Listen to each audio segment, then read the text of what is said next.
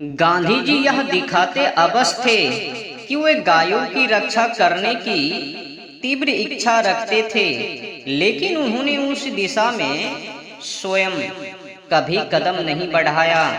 इसके विपरीत अपनी प्रार्थना के बाद अपने एक भाषण में उन्होंने गायों का वध बंद करने की कोशिश के दावे का समर्थन करने में अपनी असमर्थता को स्वीकार किया था। इस संबंध में उद्धृत उनके भाषण का एक अंश उद्धृत कर रहा हूँ। राजेंद्र बाबू ने मुझे सूचित किया कि गो हत्या कानून पर प्रतिबंध के संबंध में उनके पास लगभग 50,000 पोस्ट कार्ड और आग्रह के 20 से 30,000 टेलीग्राम आए हैं।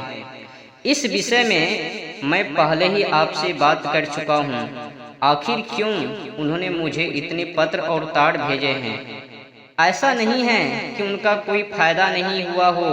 गायों की वध रोक लगाने वाला कोई कानून नहीं बनाया जा सकता।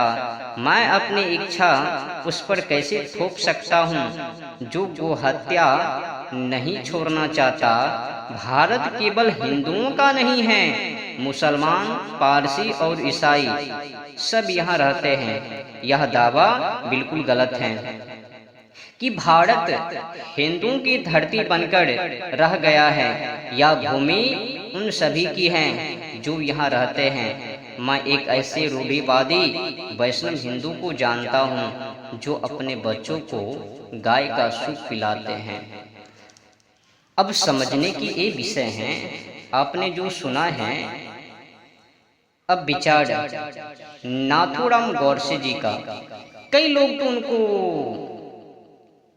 गालियां कुछ भी कहता रहता है, नाथूराम गोडसे ऐसा वैसा देशभक्त नहीं। मैं उनसे कहना चाहता हूं, अगर कोई व्यक्ति पुत्र के सामने उनकी माँ को इज्जत लूटवे तो क्या छोड़ देवे उस अत्याचारी को? जब आंखों के सामने ये सब छिछरा तो कौन बर्दाश्त कर दे?